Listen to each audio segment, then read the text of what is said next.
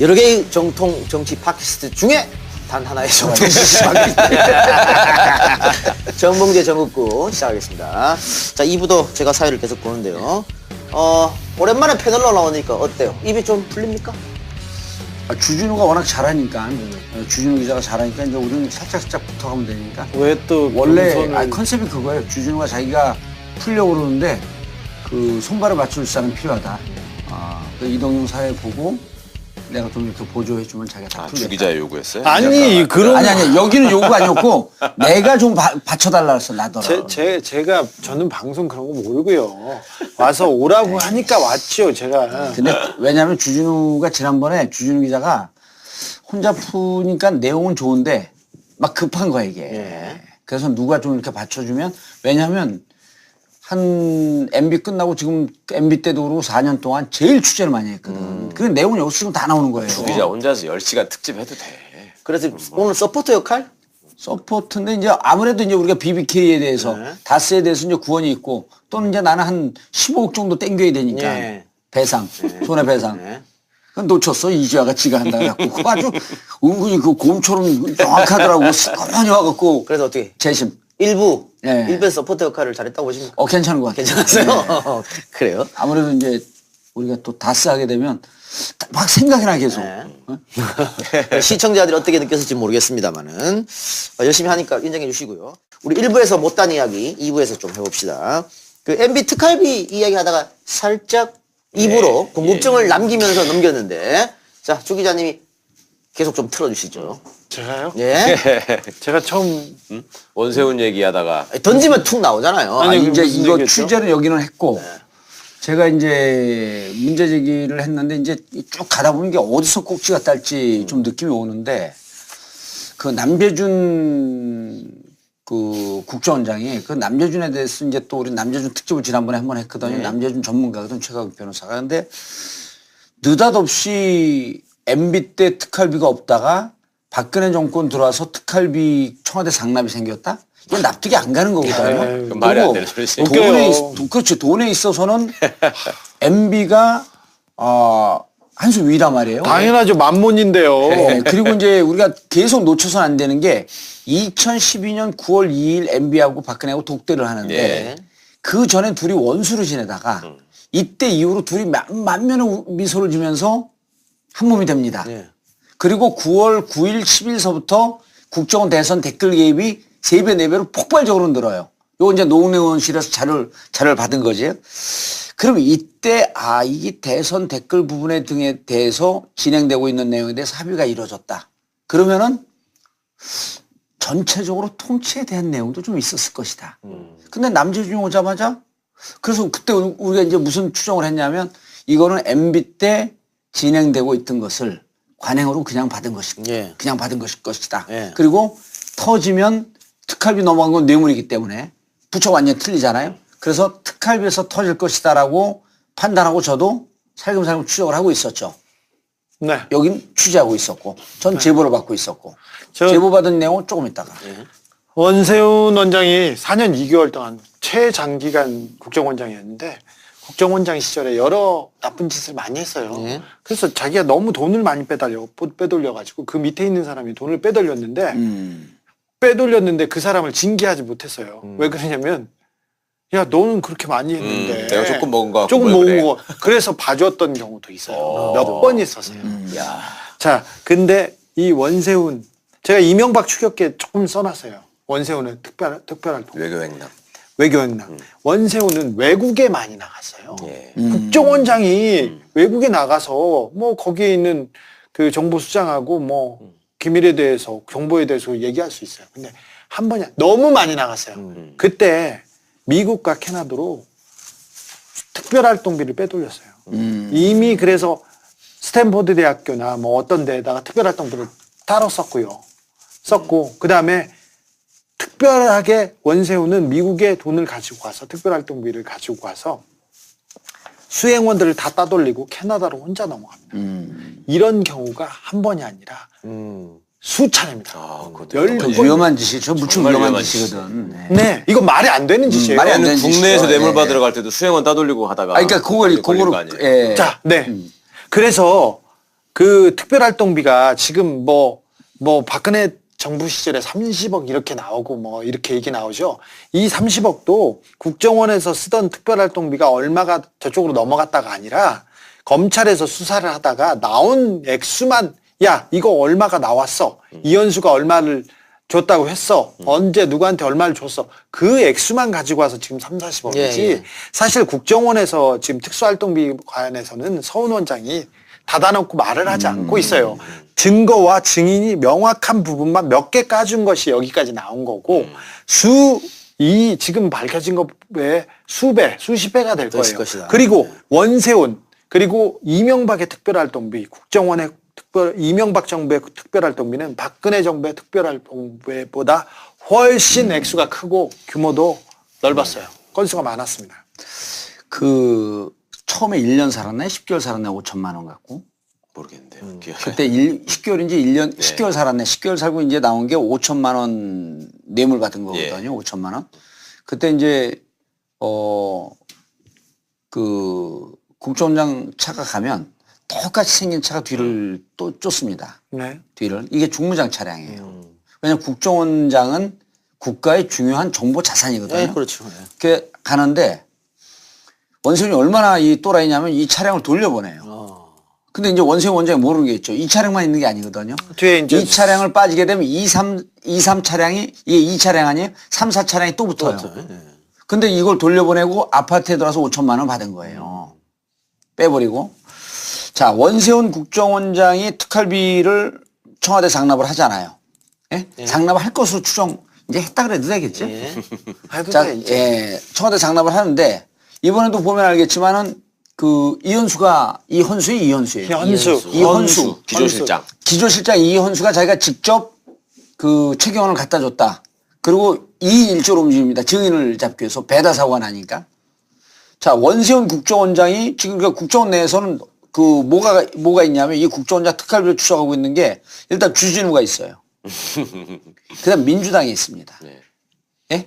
그다음에 다른 기자단이 있어요. 네. 이렇게 세 팀이 지금 추적한다고 보시면 돼요. 그래서 다 냄새를 맡았어요. 자, 이 세 군데에 민주당은 자기들 정보를 갖고 들어가는 경우고 이 주진우는 어떻게 되는지 잘 모르겠지만 이 기자단이나 이 축에는 국정원 내부에서 제보가 쏟아집니다. 이게 역제보를 통해 갖고 혼동시키려고 하는 제보도 있고 실제 확인된 제보, 예. 확인 가능한 제보도 있고 그런데 자, 왜 그러냐면 원세훈이요. 지금 캐나다 갖고 따돌리고 혼자 갔다는데 원세훈이가 다 이 그 특활비를 다 혼자 배달한 게 아니거든요. 예. 특활비 배달하고 있었던 자기 신복들이 있을 거 아니에요. 원세훈에. 혹은 이 일을 하고 있었던 국정원 팀의 담당자들이 있었단 말이에요. 아까 주진우 기자 핵심을 얘기했거든. 얘들이 배달 사고를 내요. 만약에 예.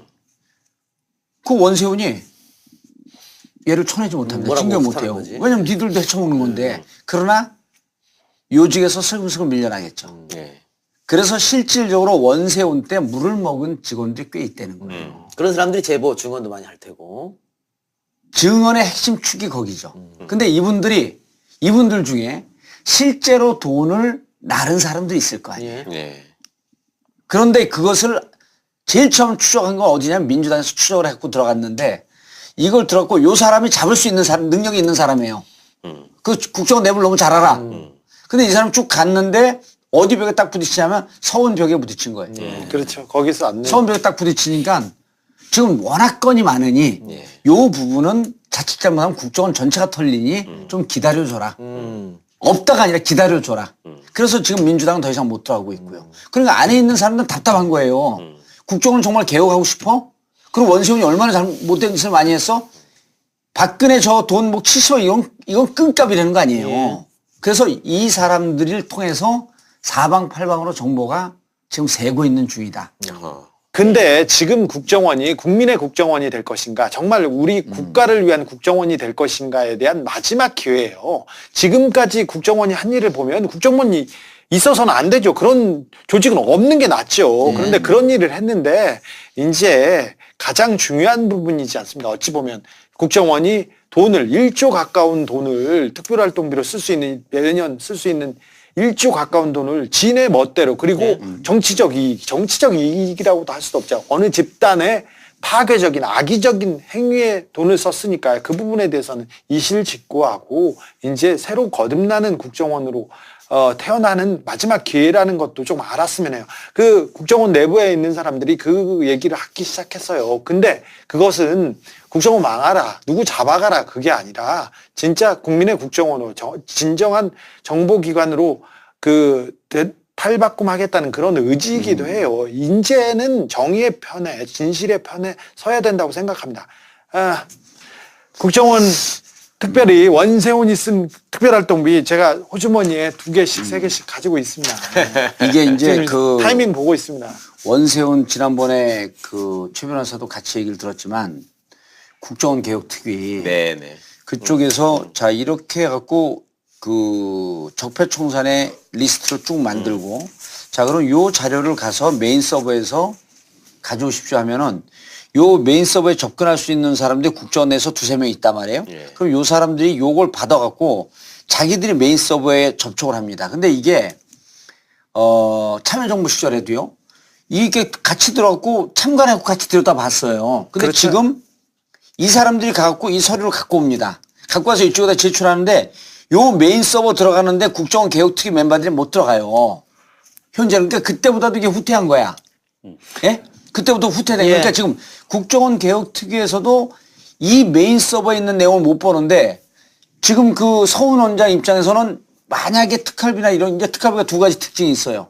특활비를 지금 손을 대야 되게 되면 조직이. 국정원 내에서 자기가 지금 데리고 일을 하는 사람들 중에서도 그 멤버들이 있을 수 있는 거예요. 요게 하나 있고 또 하나는 그럼에도 불구하고 난 이게 크게 터질 거라고 보는데 자 박근혜 때는 보면은 문고리 3인방이 가져갔죠. 누가 가져갔죠? 최경환 가져갔죠. 돈이 막 이렇게 분산 흩어집니다. 예. 근데 MB 때 특징은요. 뭉칫 돈이 한목에 만들어졌고 다 가는구나. 다른 데는 일체 못 가요 돈이. 예. 오로지 MB와 그 가족들에게만 가는 거야. 그러니까 여기에 대해서 불만이 있었겠어요? 없었겠어요?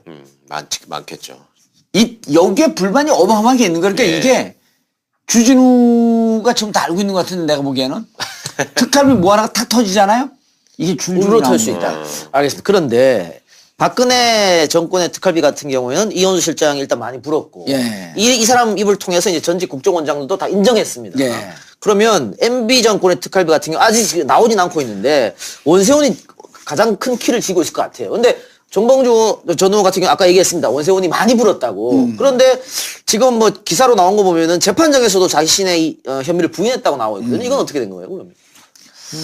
요 특활비는요, 그 내부에 기록이 있어요. 국정원 내부에. 그리고 이 특활비 같은 경우는 그 내부에서도 문제가 되는 거기 때문에 자기들끼리 이렇게 크로스 체킹한 자료들이 많아요. 네, 국정원 개혁발전협의회 뭐 이런 게 생겨가지고 뭐 15개 주요 뭐 현안 해가지고 과제를 삼아서 이렇게 했습니다.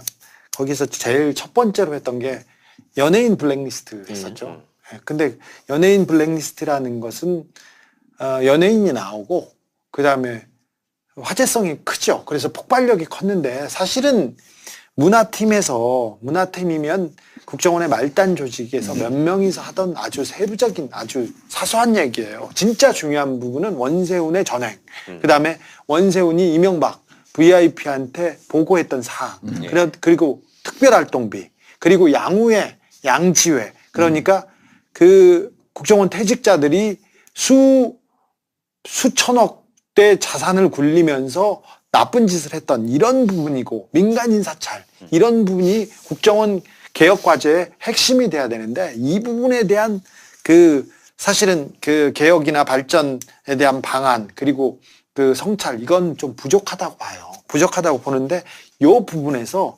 특별활동비 얘기가 계속 나오긴 했어요. 근데 국정원에서 계속 이 부분은 조직의 존폐가 갈려있다고 해서 움직이진 않았는데 원세훈은 지금 입을 닫고 있는 건 맞습니다. 근데 원세훈 밑에 사람들이 움직인 내용이 있어요. 그래서 원세훈이 지금 이명박에 대한 VIP 보고사항을 얘기하지 않았지만 그 밑에서 그 서류를 만들고 그러고 돈을 집행했던 사람들은 있어요. 예. 어느 정도까지는 확보했다는 것으로 저는 보고 있습니다. 지금 수사가 이명박을 향한 수사가 사방에서 이렇게 가는데 가장 중요하고 가장 폭발력 있는 그 사안은 저는 이 특수활동비 그리고 원세훈의 이명박 보고 사항에서 터질 거라고 봅니다. 이거는 이 시계는 그러니까 이미 움직이기 시작했고요. 이제 폭발음이 나기 얼마 남지 않았어요. 그리고 이제 이게 박근혜 그 뇌물 사건이 이재용 뇌물 사건이 이게 뭐 쟁점이 있고 직접 뇌물, 제3자 뇌물 하면서 이게 논란의 여지가 있었잖아요. 근데 이게 국정원 특활비 나오면서 완전 빼박이가 된 거거든요. 그렇죠. 이 뇌물이 나오면요. 뇌물이 나오면 그냥 증언이 나오는 게 아니고 뇌물 사건을 어떠어떠하게 전달을 했고 뇌물을 어떠어떠하게 전달을 했고 뇌물을 전달하는 과정 속에서 문제가 돼갖고 내부 징계를 먹은 사유가 있고 예. 그러잖아요. 아까 뭐 그 처벌을 하지 않았다는데 처벌을 하지 않은 사람만 있겠어요? 좀 심한 경우는 처벌을 한 경우도 있겠지. 이런 근거 자료들이 국정원 내부에 있는 거예요. 그래요. 그런데 예. 특활비가 그렇게 중요한 건데 예. 지금 어쨌든 서훈 국정원장이 그리고 그 전에는 주진우 기자 혼자만 추적을 했었거든. 그러니까. 지금 여러 기자가 추적을 하고 있어요. 그런데 서훈 국정원장이 어쨌든 브레이크를 건 거 아니에요. 자기 뭐 조직을 보호하든 어쨌든 간에. 아무튼 거기는, 예. 지금은 뭐 이분은 좀 유화적인 제스처인데. 그러니까 어쨌든. 네. 예. 근데 이분도 생각하는 스피드 뭐 속도의 차이가 있어서 그렇지. 그래서 제가 그것 때문에 제가 여쭤보는 네. 건데. 근데 뭐 거부할 수는 어쨌든 없으리라고 봅니다. 적폐수사는 계속 해야 되는 건데. 네. 지금 내년 지방선거가 이제 얼마 안 있다고요. 그러니까 지방선거 전까지 계속해서 이 수사를 못 한단 말이죠. 그렇죠. 지방선거에서 어떻게 네. 합니까? 아니, 그러면 12월 1월 안에 끝나요. 그러니까 제 말이 그거예요. 특활비도. 12월 안에서 1월 안에 끝내야 되는데 네. 아직 MB 특활비가 하나도 나오지 않은 상황에서 가능하겠느냐는. 아니 지금 그 칼이 한 8분 능선까지 넘어가 있어요. 그러니까 왜냐하면 내용 다 알고 있어. 그거를 직접 들어가서 그 민주당이든 아니면 이제 확인만 하면 되는 거예요. 들어가기만 하면 빠른 시일에 끝날 수 있다. 아니, 다 내용은 다 나와 있어. 어떻게 넘어갔고 뭐 불러불러 다 나와 있어. 요거를 그 서훈 원장이 근데 이제 서훈 원장이 안 해도 돼요. 네네. 왜냐면 그 서훈 원장 아니고 다른 사람들이 확인해도 충분히 확인 가능한 길들이 있기 때문에 굳이 서훈 원장이 안 해도 되는데 이제 서훈 원장 입장에서는 이렇게 국민들의 요구가 높고 그 김관진 석방됐죠, 임관민 석방됐죠, 이런 등등 때문에 이러다가 MB 그 입건 못하는 거 아니냐, MB에 대해서 꼭지 못하는 거 아니냐라고 하는 국민들의 분노라든지 국민들의 여러 같은 요구 이런 게 있게 되면 선 원장도 입장을 바꿔야죠. 네. 바꿀 수밖에 없어요. 사실 저도 좀 급한 마음이 뭐 국민된 입장으로서 내년 선거고 그리고 언제까지나 이렇게 그 사정정국으로 이렇게 그 달릴 수는 없지 않습니까? 예. 그래서 저는 4년 내내 가야죠. 무슨 얘기라고 12월, 1월 빨리 조선일보 논조를 얘기하는 아니야 빨리 이명박을 빨리 잡자. 그렇죠. 이명박 빨리 잡고 나머지 쭉 가야지. 네, 4년 동안. 독실한 크리스찬이기 때문에 저는 크리스마스를 좀 특별한 곳에서 보내게 하는 게 저의 목표인데, 근데 아무튼 좀 속도가 조금 붙었으면 합니다. 해서 사실은 개혁의 첫걸음이자 적폐청산의 첫걸음이 MB 수사라고 저는 생각합니다. 가장 큰 적폐, 가장 큰 그 문제점은 다 MB 정권에서 만들었고 MB 정권에서 닦아놓은 길에서 우리 그 박근혜 각하는 그렇지.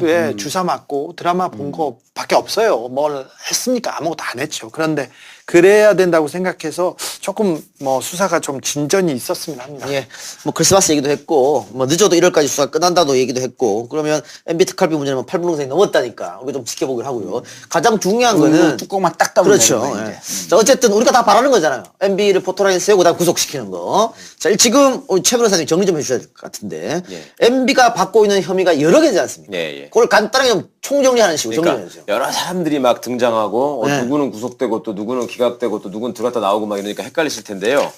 크게 봐서는 단계별로 이런 게 있는 것 같아요. 이 사람이 대통령 되기 전까지.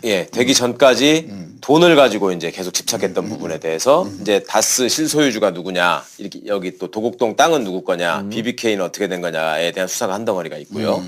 그 다음에 대통령이 돼가지고 자기네 천년 왕국을 만들기 위해서 정권을 계속 유지하기 위해서 썼던 방법이 이제 여론 조작이죠. 그게 이제 대언론 공작으로 이게 나타납니다. 이게 블랙리스트, 방송 장악 이런 것들이 이제 거기서 이제 등장하는 사람들이 국정원 추명호하고 김재철 같은 사람들이 있는데 이동관, 추명호는 김효재도 나중에- 있고요. 아, 그렇죠. 이동관 추명호는 커. 나중에 살아남고 이동관. 이동관이 사실은 원조죠. 아, 이동관이 장악은. 크죠. 예. 네. 그 다음에 이 사람이 이제 박근혜와 권력을 주고받고 하는 과정에서 여론 조작을 하면서 대선에 개입하는 거. 그렇죠. 이게 국정원 댓글, 사이버사 댓글, 민간인 댓글 부대 네. 이런 덩어리가 있고요. 그리고 이것이 나중에 이제 이명박의 재임 시절에 따로 또 빼먹은 돈 이상한 짓을 한 게 사자방비리라고 하는 네. 사대가 돈에 관한 문제. 그렇죠. 자원외교 방산비리 뭐 이런 식으로 정리가 되겠습니다. 예. 진짜 크고 높고 넓고 많네요. 참, 아니, 그러니까 이명박 여기서 이제 저는 사자방은 그 박근혜 때 조사를 하긴 했었어요. 물론 네, 이제 조사를 하다 했는데 도끼로 내찍으면 이제 자기 발등 찍는 건데 나는 제일 큰 것 중에 하나 지난번 박봉계 의원이 그 얘기했던 거 있잖아요. 예. 롯데. 제2롯데월드. 네. 그다음에 캐나다 농협 그 대출 사건. 네. 그건 뭐 크진 않지만 이런 건 딱 떨어지는 것들 아니에요? 근데 제일 검찰이 집요하게 뚫고 들어가야 될 게 내가 보기에는 제2롯데월드 건설. 자, 예. 롯데월드 관련돼서는 수사가 엄청나게 진전이 됐고요. 이 부분에서도 굉장한 그 성과를 낸 것으로 알고 있습니다. 그 제보가 있어요, 내부자. 네, 내부 제보가 있기도 하고요. 이거는 청와대에서 명확한 서류가 나왔어요. 그래서 빼도 막지도 못합니다. 저기 하나 더 해야 예. 되는데 제가 수사를 이게 취재를 하다가 외국 정보기관 사람들 취재를 계속 이명박 때문에 하고 있는데 미국 정보기관에서도 정식적인 공식적인 수사를 시작했어요. 이명박에 대해서. 근데 그 미국 정부 고위 관계자가 저한테 한 말은 대한민국의 가장 큰 비리는 가장 큰 적폐는 이명박과 삼성이었다. 이명박과 삼성의 거래가 대한민국의 가장 큰 구조적 비리라고 저한테. 그래서 비자금 통장이 홍석현 이름으로 돼 있는 거구만. 그렇습니다. 네. 비자금 계좌가 들썩거리고 삼성 비자금만 나오면 덮어진 이유가 거기에 있습니다.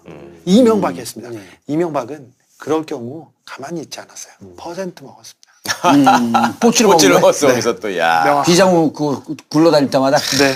그럼 지금 최 변호사님이 이게 정리해주는 공식적인 수사를 하고 있는 미국 관료의 말을 못하는 게 워딩입니다. 많은데, 오늘? 네, 맞습니다. 그럼 방금 지금 롯데 얘기랑 지금 얘기는 네. 지금 최변이 그 정리해준 거기에는 안 들어가 있는 거거든요. 안 들어가 완전 있는데 빠져 있는 거죠, 이거, 이 롯데는. 부분도 중요합니다. 그런데 거기도 이제 검찰이 수사되고 있다는 얘기죠. 롯데월드 관련해서는 수사가 진척이 많이 됐고요. 나머지 여기까지 건드릴 수 있을지는 모르겠지만 네. 이명박의 비자금, 삼성의 비자금 네. 이 여기에서도 굉장히 큰 부분이 있죠. 롯데월드가 아니, 제일 쉬운 수사죠. 제일 쉬웠어요. 그리고 제2롯데월드는 지난번에 러프하게 계산해 봤더니 이거를 통해서 롯데월드에게 세이빙 해준 돈이 1조 8천억 정도예요. 1조가 넘어요. 1조 8천억. 그럼 반띵만 해도 9천억이야. 반띵만 해도. 이명박 각하는 절대 공짜가 없는 분이죠. 그렇죠. 예. 그래요. 또 하나 아까 얘기 중에 잠깐 나왔는데 뭐 추명호고 김재철이고 원세훈이고 어쨌든 지금 구속되기나 하고 구속된 사람도 있고 나온 사람도 있고 그래요. 근데 얘기 중에 잠깐 나왔습니다. 이동관, 김효재 이 사람들은 지금 아직 뭐 구속되거나 이런 전혀 아니거든요. 예. 그리고 이동관도 대언론 인터뷰에서 이상한 얘기 하고 있고 김효재도 뭐 우리는 뭐 노무현 정부 깔 게 없는 줄 아는 이런 얘기 하고 있단 말이죠.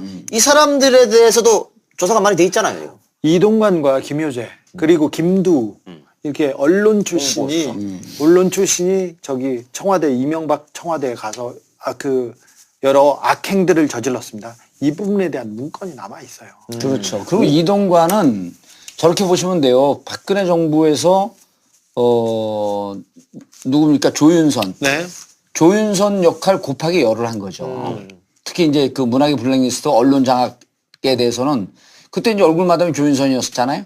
근데 MB 때는 이 역할을 처음부터 끝까지 이동관이가 다 한 거지. 그렇죠. 그러니까 이동관에 대해서 예를 들어 문학의 블랙리스트하고 다른 사건들이 워낙 많으니까 지금 덮어버렸잖아요. 근데 이제 문학의 블랙리스트 그다음에 언론 장악 얘기가 MBC 사장 바뀌고 난 다음에 이제 그때부터 수사가 시작이에요. 이제까지 있었던 일을 MBC, KBS에서 무슨 일이 있었냐라고 하면서 MBC 자체적으로 적폐청산위원회가 만들어져서 그동안에 있었던 일 나오게 되면 청와대 라인은 누구였었는지. 그럼 청와대 라인에는 반드시 이동관이 서 있는 거죠. 그러면 그래서 이동관은 이제 MBC가 정상화되고 KBS가 정상화되면서 그때부터 뒤늦게 나오는데 MB의 그 목에 칼이 될 사람들 이동관 그다음 누구죠? 김태용 김태효.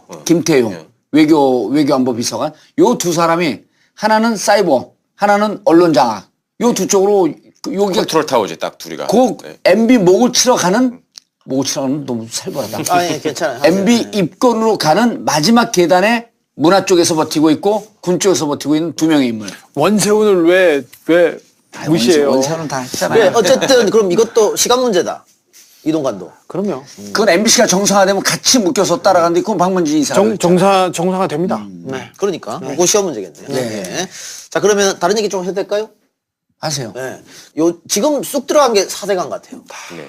뭐 감사한다고 그랬다고 뭐 그런 얘기 들리고 하다가 이 다른 사건들 때문에 댓글 사건, 뭐 블랙리스트 사건 이런 것 때문에 4대강 비리가 조금 쑥 들어간 감이 없잖아 있단 말이죠. 저는 돈 때문에 모든 게 다 돈 때문에 이루어진 그 비리들이에요. 그리고 이명박이 그 정권을 잡은 이유가 돈 벌려고 했던 거예요. 그러니까. 돈 때문에 그랬어요. 박근혜도 마찬가지예요. 그런데 절대 해서는 안 되는 일이 4대강이었어요. 이거는 생명을 끊으면서 환경을 파괴하면서 자기 사리 사욕, 자기 주변에 자기 주변 회사 그리고 자기 친구 얼마니들. 그리고 자기가 관련된 회사들이 그 강을 죽여서 돈을 버는 그런 일이었지 않습니까? 근데 이게 판판이 그 진상규명으로 가는 길이 막혔어요. 한 번도 제대로 규명을 하지 못하고 지금 덮인 상황인데 지금이라도 예. 4대강 문제는 결코 포기해서는 안 되는 중요 과제로 남겨놓고 저는 풀어야 된다고 생각합니다. 그러니까 여러 번 감사도 했지만 결론은 지금 하나도 다른 게 없는 것 같아요. 제대로 감사를 해본 적이 제대로 없어요. 감사가 안 되고 그러거든요. 저는 그 4대강도 4대강이고 이제 지금 우리가 워낙 즉자적인 눈앞에 보이는 비리들이 워낙 많았고 이제 거기에 예. 그 특활비 같은 경우도 딱 떨어지는 거 아니에요. 네. 그러니까 워낙 이게 아주 극명한 범죄이기 때문에 그걸 먼저 치고 들어가니까 좀 늦어졌을 뿐이지 4대강 크죠. 방위산업 비리 또 좀 큽니까? 자원외교? 진짜 자원외교를 하게 되면 그리고 이제 이거를 지금 저쪽에 논리는 뭐냐면 이거 정책을 수행하다 보니까 불가피한 측면이 있지 않습니까라고 하는 걸 정책을 수행하다 보니까 불가피하다고요? 이게 100개 사업을 하면 95개가 망했어요. 그것도 다 망했어요. 그러니까 일부러 망하려고 망하려고 시작했어요. 망하려고 들어간 거 아니야? 거기. 근데 이거는요, 카지노에 그냥 돈을 걸 확률하고도 똑같아요. 자, 반장이 여기서 4명이 모였어요. 40명 모였다고 그래. 반장이 돈을 가지고 있어, 학급비를. 그래가지고 다 95번을 탕진하고 왔어. 그러면 아이고 정책 수행 중에 아이고 반장이 그럴 수도 있지. 이렇게 얘기할 수 없지 않습니까? 우리 돈이에요. 우리 학급비야. 우리 세금을 가지고 가서 100번 가지고 와서 95번 까먹었어요. 그것도 갖다 버렸어요. 이거 그냥 놔두면 안 됩니다. 공기업에서 5년 동안 그냥 에너지 공기업에서만 빚이 110조가 늘었어요. 이거를 그냥 둬서는 안 됩니다. 그럼 이 사건들은 어떻게 해야 됩니까? 4대강이나 뭐 자원외교나 이런 것들은. 그러니까 이거는 어떻게 해야 되냐면 제가 판단하기에는 일단 제일 중요한 거는 지금 나오는 그 딱 떨어지는 것으로 인해서 일단 구속시키는 과정까지가 먼저 가야 돼요. 그리고 이건 정책이라고 하는 뒤에 숨어버린 거거든. 그러니까 일단 구속을 시켜놓은 다음에 그렇게 되면 이제까지 조사했던 감사원이나 이런 등등의 사람들이 지금은 현재도 이쪽 저쪽으로 눈치를 보고 있잖아요. 근데 구속이 되게 되면 이제 이 사자방이 속력을 붙일 수가 있죠. 근데 사자방 중에서도 그거 가기 전에 롯데를 먼저 치고 가야 돼. 그 롯데가 치고 나면 이 범죄 행위가 나오잖아요. 그 다음에 이제 이 4대강 부분에 대해서 치고 들어가는데 이게 시간이 오래 걸리는 것들이거든요. 그래서 바로 입건 가능한 것들. 그리고 바로 구속이 가능한 것들을 치고 그 다음에 조금 더 큰 꼬치로 제2롯데월드 치고 들어가고 그다음 마지막으로 이 3개를 치고 들어가야 되죠. 이거는 이미 감사원 이런 데서 자료 조사가 되어 있거든요. 네.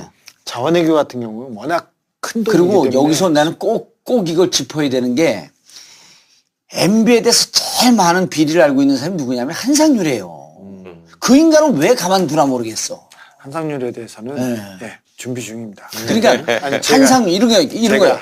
한상률은 MB한테 자기가 당하지 않으면 보험을 들면서 MB 비리를 다 캐냈거든. 그리고 버전을 하나, 둘, 3개 정도를 갖고 있단 말이에요. MB 비리에 대해서. 그러니까 한상률 불러들여야지. 그러니까 한상률 불러들면서 한상률에 불지 않으니까 누가 제일 정확하게 알고 있냐면 안원구가 참고인으로 들어와야지. 이렇게 되면 여기서 MB가 갖고 있었던 도곡동의 문제, 다스 문제, 그건 여기서 터질 가능성이 무척 높은 거죠. 그러니까 일단 드러나 보이는 걸 그 명목으로 해서 먼저 모독을 쳐야 돼. 시키고 그게 특활비. 그리고 나머지 것들은 지금까지는 뭐 감사를 했습니다. 별반 나온 게 없는데 그때 되면 상황이 달라질 수도 있다. 나온 게 있죠. 있는데 어딘가 쟁여져 있는 그러니까 거지. 예, 알겠습니다. 자, 그리고 아까 얘기한 거 이동관은 MBC, KBS가 정상화되면은 이제 또 새로운 것들이 막 나올 것이다. 근데 MBC는 이제 뭐 곧 있으면 또 사장 공모가 났고 이제 뽑힐 거 아닙니까 새로운 사람이. 신청했어 사장? 안 하려다가 했더라고. 참았어요. 참았어요? 참았어. YTN 먼저 먹고 온대. 고민 너무 많이 했어. 고민했어? 많이 했어. 뭐. 근데 거기 저기 50세가 넘어야 되잖아. 그렇대요? 그 조건이 에이씨. 있어. 그걸 알고 해야지. 그런 거 없어요. 그런 거 없대잖아요. 그래요. 하여튼 그랬는데 MBC는 곧 정사가 눈에 보여요. 예. KBS는 어떻게 할 거냐. 그러면 이번에 뭐 또 법인카드. KBS 구 여권 이사들이 법인카드를 이용했다. 감사원 감사 결과 나왔던데 거기에 대해서 또 구 여권 이사들이 강력 반발하더라고요. 그랬어요? 강력 반발했습니다. 이거는 표적 감사다. 이렇게 반발했던데 KBS 문제는 어떻게 되는 겁니까? 아니 MBC 문제부터 박문진 이사님이 MBC 다 됐는데 뭘. 아니 다 되지 않았어요. 다 되지 않았어요? 그 MBC 문제 아니 얘기하세요. MBC야 사장 뽑는 것만 남았고요. 그러니까 사장 뽑히면 다 사장 끝나는 좋은 거지. 사람이 왔으면 좋겠어요. 아, 좋은 사람을 뽑을 정말. 수밖에 없고. 아니 심사하실 거 아니에요. 그럼요. 다 그것도 공개리에 하는데 지켜보시면 알 일이고. 아, 그거 공개해요, 공개. 다 생중계도 하고 다 공개하고 저희가 면접하는 것까지 다 공개하는데 그리고 KBS의 경우는 MBC를 통해서 이제 KBS에 좋은 영향이 미치도록 해야 되는 게 저희들 또 중요한 그 목표고 고대웅은 언제 그만둔대요, 근데? 그러니까 지금 이번에 이제 법인카드 감사가 사실은 되게 의미가 있습니다. 그럼요. 저게 그 KBS 이사하고 박문진 이사의 가장 큰 차이가 법인카드를 받느냐 못 받느냐 차이인데 KBS 이사만 나와요 저게. 그래서 KBS 이사들이 사실은 그 법인카드를 가지고 너무나 방만하게 쓰고 심지어 이번에 나왔지만 단란 주점 간 사람, 그 다음에 온갖 태블릿 PC와 핸드폰 산 사람, 그 다음에 자기 취미 생활에다 쓴 사람들 뭐 이렇게 나왔기 애견 때문에 카페에서 막 썼더라고요. 네. 액수도 지금 누적된 게 부러워하는 것 같은 표정이. 1인당 1,000만 원이 넘고 이렇기 때문에 근데 또 그런 저기 표적 감사다 이런 의혹을 불식시키기 위해서 KBS가 지금 다 했고요. 그 다음에 다음에 남은 거는 MBC에서 법인카드 쓰는 사람은 이사장이거든. 지금 법인카드는 KBS 그 수신료를 가지고 그렇죠. 나오는 돈이고 우리 돈이에요. 우리 돈 그러네. 가지고 우리가 낸 지네들이 돈이네. 썼어요. 그리고 KBS 직원들이 쓰는 그 법인카드도 있기 때문에요. 똑같은 룰에 의해서 통제를 받아야 되는 거예요. 그래서 만약에 이걸 그냥 눈 감고 넘어가면 KBS 내부에서 쓰는 법인카드도 다 그냥 넘어가야 돼. 그러니까 이런 문제가 있기 때문에 이건 그냥 넘어갈 수 없는 문제고. 우리 돈으로 지네들이 쓰는데 왜 그걸 넘어가요? 안 책임을 물어야 되는 일입니다. 네. 그러면 어때요? 지금 구 여권 이사 KBS 같은 경우에 네. 한 명만 나오면 또 MBC처럼 뒤바뀐다는 그렇죠. 맞습니까? 예, 맞습니다. 그러면은 사장을 교체할 수 있는 거예요? 그렇죠. KBS는 7대 4 구조였는데 지금 한 사람이 사퇴하면서 6대 5 구조로 바뀌었어요. 이번에 한 명 내지 두 명이 바뀌면 다시 역전돼가지고 이제 6대 5나 7대 4 구조로 바뀌는 건데 KBS 이사회하고 박문진 이사회의 또 권한의 범위는 뭐가 차이가 있냐면 KBS 이사회는 KBS의 이사예요. 그래서 KBS의 이사는 사장 추천권을 갖고 있어요. 이사들이. 사장만. 사장만. 그래서 그 사장을 추천하면 대통령이 임명하게 돼 있거든요. 이거는 방송 공사기 때문에. 근데 MBC는 주식회사입니다. 그래서 박문진이 MBC의 대주주인 거예요. 그래서 박문진은 사장을 추천하는 권한을 갖고 있는 게 아니라 직접 뽑는 거고요. 그다음에 MBC 본사 임원들도 다 직접 뽑는 거고요. 주주니까. 그다음에 MBC의 자회사하고 지방사들이 있잖아요. 거기는 또 다 MBC 본사가 주주거든요. 그러니까 거기 임명까지도 사실상 다 관리 감독하고 관장을 하는 거죠. 그러니까 그런 임명권의 범위에서는 박문진이 넓은데 이 KBS 이사회는 사장에 대해서만 존재하는 거기 때문에 문제가 생기면 바로 사장에 대해서 조치를 하는 거예요. 가능하다. 네, 그럼 지켜보기로 하고. 네. 어쨌든 뭐 감사원에 감사하고 이러면 심적으로 부담이 될 테니까. 여론도 있으니까. 근데 방금 얘기하셨는데 MBC 지역도 얘기했습니다. 근데 다들 아시겠지만 뭐 춘천 MBC 사장인 오조원들한테 혀낼렐름거리고 네. 또 대전 MBC는 그 유명한 이준숙이고 이 사람들은 어떻게 하냐 그런 이 사람들은. 그러니까 그 사람들은 이제 사장이 새로 뽑히면 그 사장의 사장이 임명권이에요, 그거는? 그 사장이 지역사의 대주주로서 임명권이 있는 거예요. 그렇기 때문에 이 사장이 이제 지역사 사장을 얼마만큼 뭐 공정하고 투명하게 뽑느냐의 문제만 남는 것이지 그거는 뭐 금방 아, 임기하고는 전혀 상관이 없습니까? 상관없어요. 이제 저는 그 MB 관련해서 이런 거를 좀 고민을 같이 좀 해봤으면 좋겠는데 아까 이제 우리가 보이지 않는 손이라고 일부에서 보이지 않는 손이라고 얘기했잖아요. 지금 이제 이런 거예요. 그 MB의 반격이 뭐가 되겠냐. 이걸 좀 고민을 해봐야 되는데 지금 자유한국당에서는 뭐 친이어 집결하라 그러니까 정두원 의원이 어디 그 방송에 나갔고 친박이야 세력이 있지만 친이가 무슨 세력이 있냐. 웃기는 소리 하지 마라. 이 얘기를 했단 말이에요. 근데 나는 이걸 좀 다른 각도에서 보는 게 자, MB가 무너지는 거 그냥 친박 쪽에서 MB 무너지든 말든 또 친이 입장에서 뭐 박근혜 구속된 말든 처음에는 둘이 원수지간이었기 때문에 그러고 방치하고 있다가 이제는 MB가 무너지는 순간에 보수 진영 전체가 예를 들어 최경환 같은 경우도 MB는 어디서 버텨줘야지 자기한테까지 수사가 안 들어온다고 그렇게 믿고 있는 거거든. 그리고 롯데 홈쇼핑 그 전병훈 의원 걸려 있었던 거예요. 전병훈 의원한테 많이 로비를 했다고 칩시다. 우리가 몇 번 얘기했지만 전병훈 의원한테 로비를 하려면 홍문종한테 안 합니까? 예. 홍문종 미방위원장이었었는데 그쵸. 그때 당시 9명 있었거든요. 새누리당 의원들이 8명이 9명인데 여기 로비 안 들어갔겠어요? 근데 이 사람들 입장에서는 지금 마지노선을 어디로 보냐면 MB가 무너지면 자기들한테 치고 들어온다 이거야. 그러니까 이 세력의 조직적 저항 이게 어떻게 될 것인가라고 하는 것을 우리 이 시청자들도 그렇고 예민하게 봐야 되는 거예요. 그러니까 지금 요즘 들어가고 누굽니까 정명희 김정숙 여사 흔들 때는 이것은 별 생각 없이 흔들었는데 최근에 들어가고 말춤 춘 거 갖고 뭐라 그러죠? 그다음에 세월호 사람 유해 나온 거 갖고 뭐라 그러죠? 이러면서 지금 계속 공격을 하는 게 사실은 외곽에서 MB를 디펜스해 주기 위한 정치적 행위들을 하고 있는 거거든. 그러니까 MB만을 보호하기 위함이 아니고 자기들이 나도 살자. 자기들이 살기 위해서. 이거 없으면 잇몸이 시리다 이거네요. 그렇죠. 스스로도 두려운 거지 또 이게 무너질까봐. 그리고 지금 생각보다도 자기들이 돈 헤쳐먹은 게 너무 많거든. 온갖 천재산. 근데 이제 MB가 여기서 버텨주고 근데 MB가 버텨주지 않으면 우리가 죽는다니까 순망치한이라고 하는 입장이 생긴 거예요, 이제는. 그건 제가 보기에는 이런 거를 누가 좀 유심히 봐야 되냐면 민주당에서 좀 봐줘야 되는 거야. 그래서 이 민주당에서 집단의 특징이 서로가 서로를 못 믿잖아요, 또. 그러니까 얘는 얘한테 와가지고 너하고 나하고 지금 1억 원씩 나누는 거야. 이렇게 얘기를 했지만 사실 알고 보면 얘는 5억 가지고 얘 1억만 주고 이런 경우가 많잖아. 많은 게 아니라 여기는 기본이요. 기본 DNA가 배달 사고야. 당연히 그러는 거예요. 당연히 그러는 거야. 복구 스탠바이 하겠습니다. 단 하나의 정통 정치 팟캐스트 정봉조 정국구 오늘도 상쾌하게 시작하겠습니다. 단 하나의 인생 치약 파인프라 치약.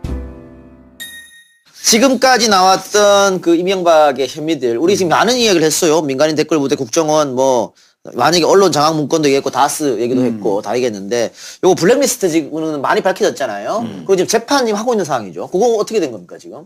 많이 진행되는 블랙리스트는 맨 처음에 등장한 건 박근혜 정부의 블랙리스트 가지고 그렇죠. 이제 문화계 인사들에 대한 블랙리스트가 지금 쭉 진행이 돼서 김기춘 MB까지 조인선, 갔잖아요. 그렇죠. MB까지도 얘기가 나왔고 근데 그 블랙리스트하고 지금 이제 최근에 나오고 있는 블랙리스트하고 또 다른 거죠. 그러니까 방송사에서 연예인 블랙리스트 출연 금지시키고 이게 이제 MB 때부터 시작된 블랙리스트의 원조가 지금 더 뒤에 나온 거죠. 그러니까 이게 이제 쭉 올라가면 이거는 사실은 블랙리스트로 끝나는 문제가 아니고 방송 장악, 언론 장악, 문화계 장악. 그 다음에 이 사람들이 좌파 척결이라고 해가지고 보수의 천년왕국을 꿈꿨던 이거에 이제 기초가 다 나오는 거기 때문에 이 대목에서 아까 이제 이동관 씨 얘기가 잠깐 나오다가 들어갔는데 이동관이라는 인물이 서울 신일고등학교를 나오고 서울대 정치학과를 나온 걸로 알고 있습니다. 네. 근데 MBC. 여기서 주목하셔야 될 분이 MBC에 있었던 전영배라는 사람이죠. 네.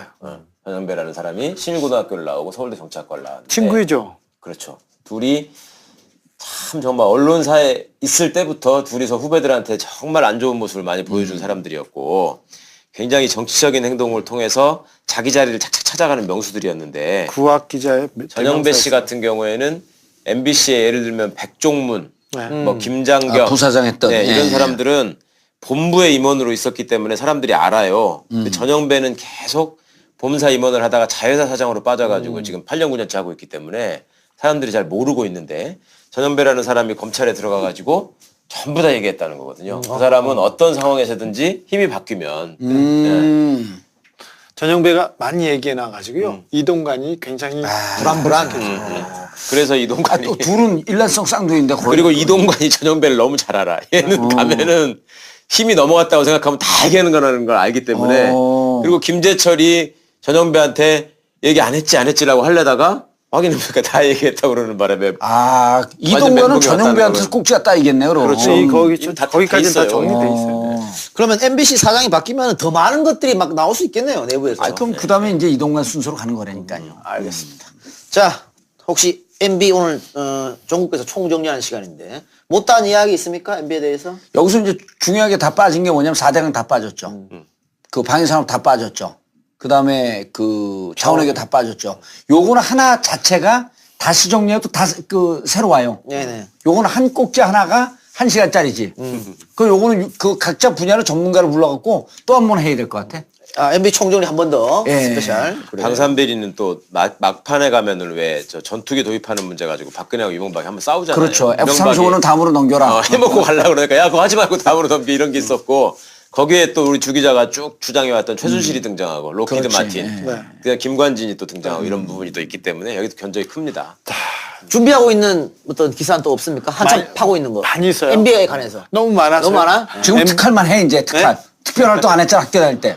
아무튼 우리 각하의 사랑은 크고. 나 질문 있어. 네. MB에 비자금 있는 저수지는 네. 그 비자금은 이 사람이 권력자가 된 뒤부터 만든 저수지입니까? 그 전부터 쭉 있던 거. 그 전에도 구축되었고요. 그렇죠. 사장 때부터 하던 네. 거죠. 그거는. 그리고는 저 때부터 가장 크게는 이제 저기 서울시장 할 때부터. 그때 그리고- 커졌겠죠. 네. 그리고는 특별히 해외에서 이명박 대통령 재임 시절하고 해외에서 비자금 그리고 해외에 다스 계열사가 늘어가나 하는 게 그게 비례합니다. 그래서 이 그 돈 거래 흐름을 다 보고 있어요. 다 봤고 보고 있어요. 근데 지금껏 이 수사기관 그리고 이 그 감찰기관에서 그 보고도 그냥 모른 척해서 여기까지 온 거지. 아니 이 사람이 돈 빼먹는 저기를 발전시킨 게 현대에서 한 거잖아요.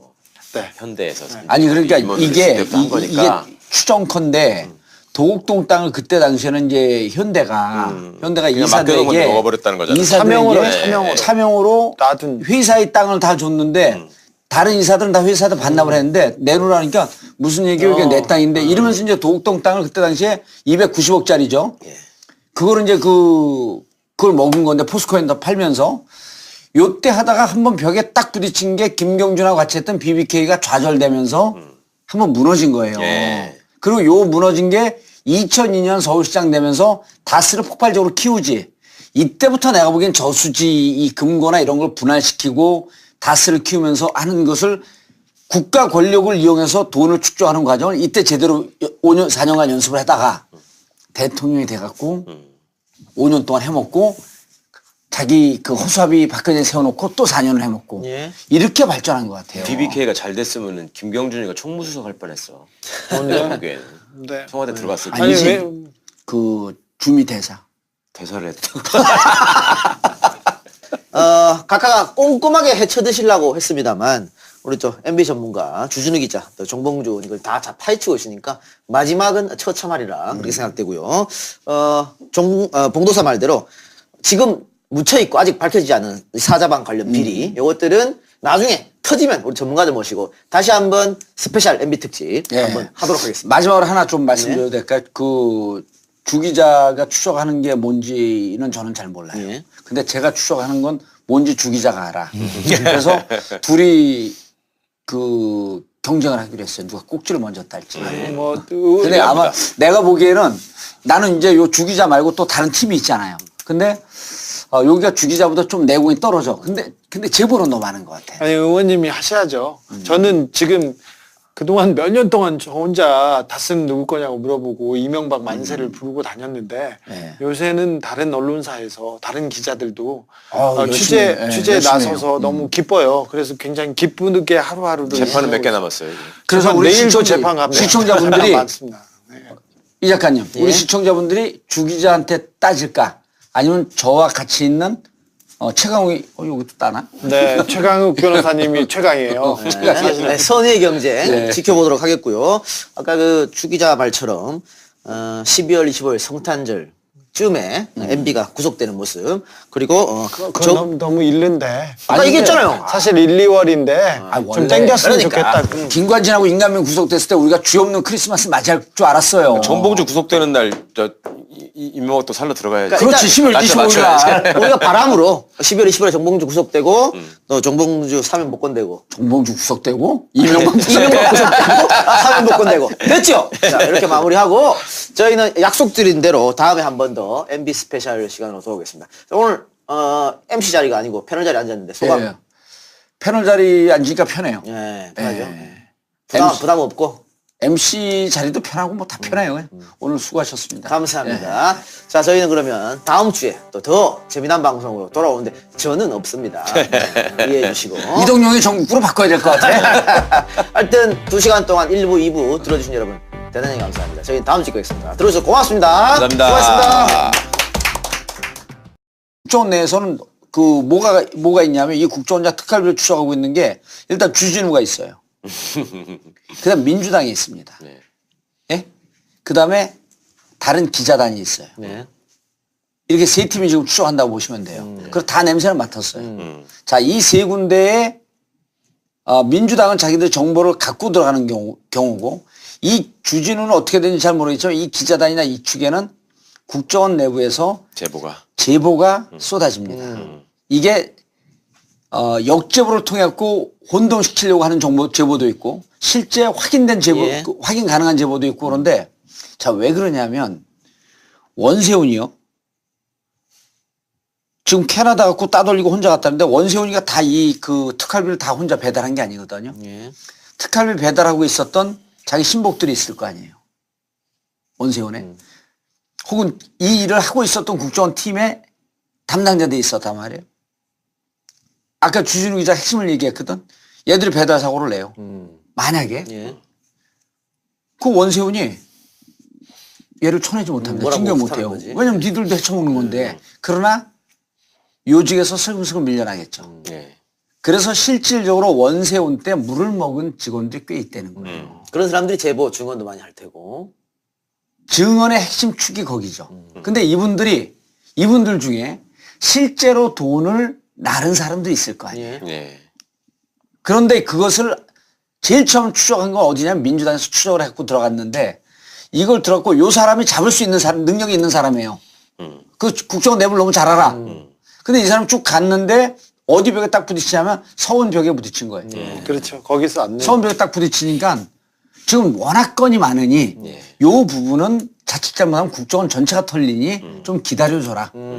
없다가 아니라 기다려줘라. 그래서 지금 민주당은 더 이상 못 들어가고 있고요. 그러니까 안에 있는 사람들은 답답한 거예요. 국정원을 정말 개혁하고 싶어? 그럼 원세훈이 얼마나 잘못된 짓을 많이 했어? 박근혜 저 돈 뭐 70억 이건 끈값이라는 거 아니에요. 그래서 이 사람들을 통해서 사방팔방으로 정보가 지금 새고 있는 중이다.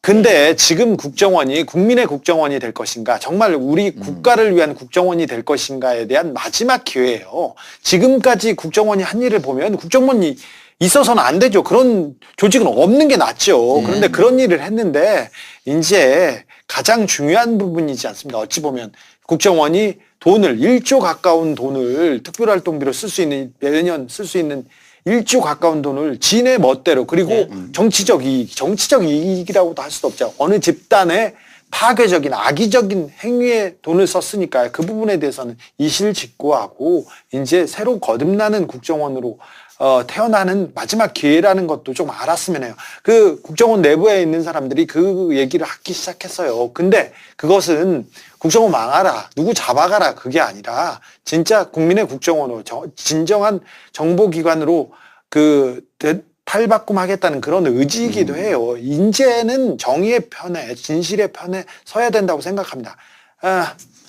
국정원 특별히 원세훈이 쓴 특별활동비 제가 호주머니에 2개씩, 3개씩 가지고 있습니다. 이게 이제 지금 그 타이밍 보고 있습니다. 원세훈 지난번에 계속 나오긴 했어요. 근데 국정원에서 계속 이 부분은 조직의 존폐가 갈려있다고 해서 움직이진 않았는데, 원세훈은 지금 말을 닫고 있는 거, 입을 닫고 있는 건 맞습니다. 근데 원세훈 밑에 사람들이 움직인 내용이 있어요. 그래서 원세훈이 지금 이명박에 대한 VIP 보고사항을 얘기하지 않았지만 그 밑에서 그 서류를 만들고 그리고 돈을 집행했던 사람들은 있어요. 어느 정도까지는 확보했다는 것으로 저는 보고 있습니다. 지금 수사가, 이명박을 향한 수사가 사방에서 이렇게 가는데 가장 중요하고 가장 폭발력 있는 그 사안은 저는 이 특수활동비 그리고 원세훈의 이명박 보고사항에서 터질 거라고 봅니다.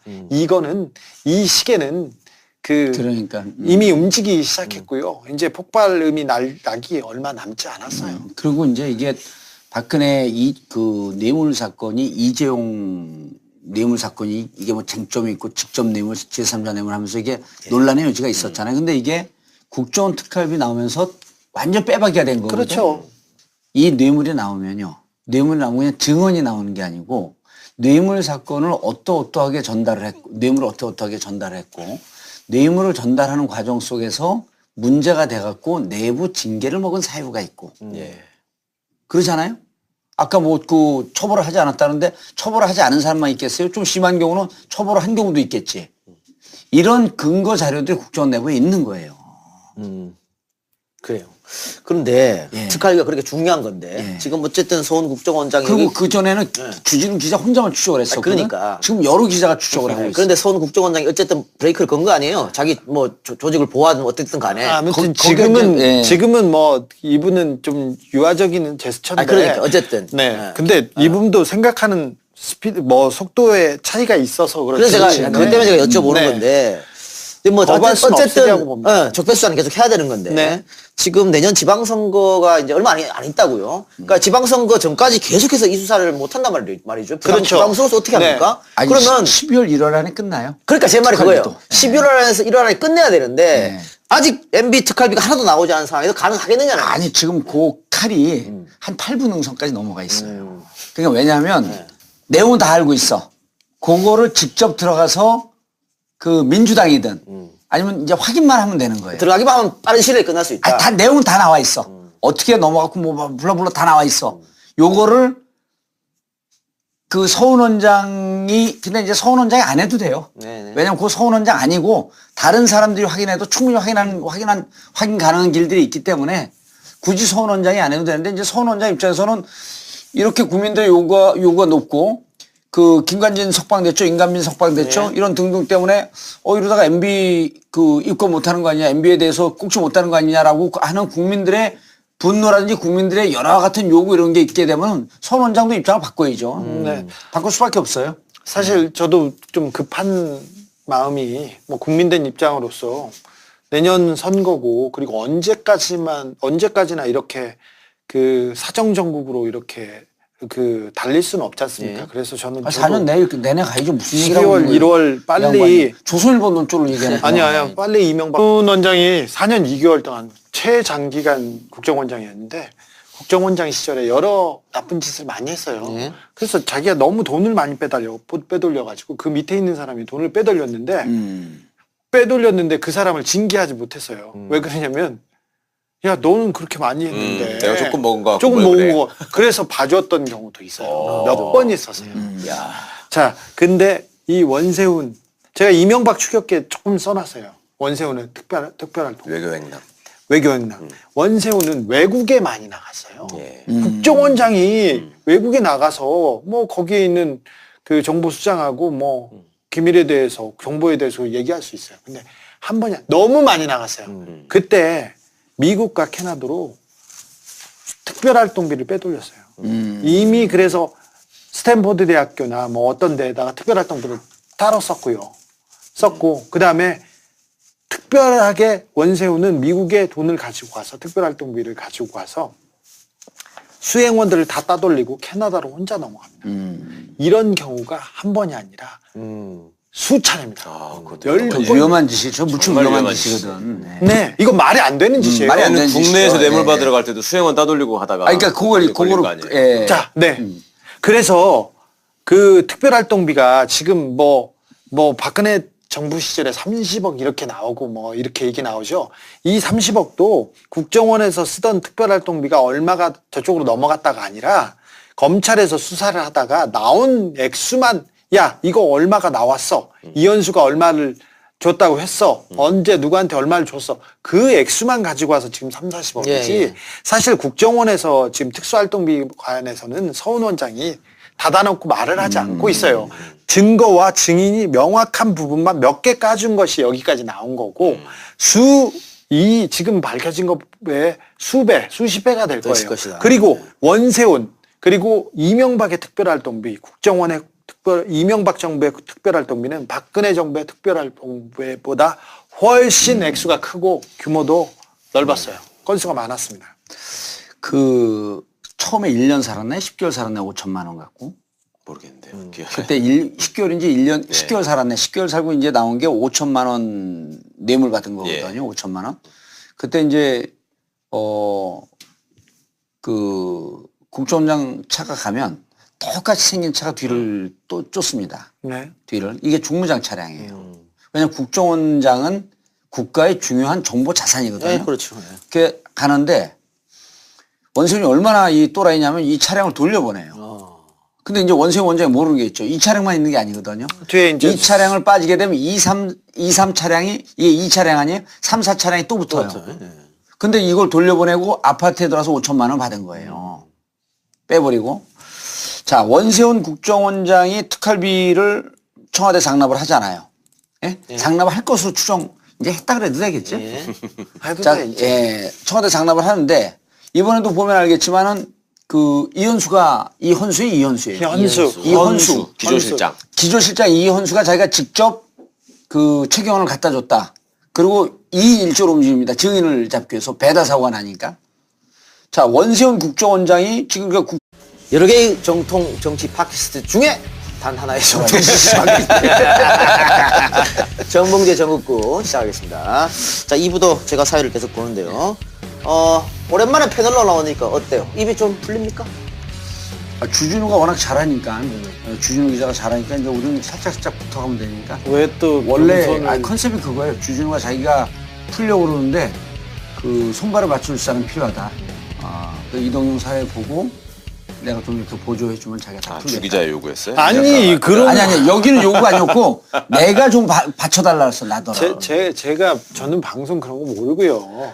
와서 오라고 하니까 왔죠 제가. 근데 왜냐하면 주진우가 지난번에 주진우 기자가 혼자 푸니까 내용은 좋은데 막 급한 거야 이게. 그래서 누가 좀 이렇게 받쳐주면 왜냐하면 한 MB 끝나고 지금 MB 때도 그러고 4년 동안 제일 취재를 많이 했거든. 그 내용은 여기서 지금 다 나오는 거예요. 주 기자 혼자서 10시간 특집 해도 돼. 그래서 오늘 서포터 역할?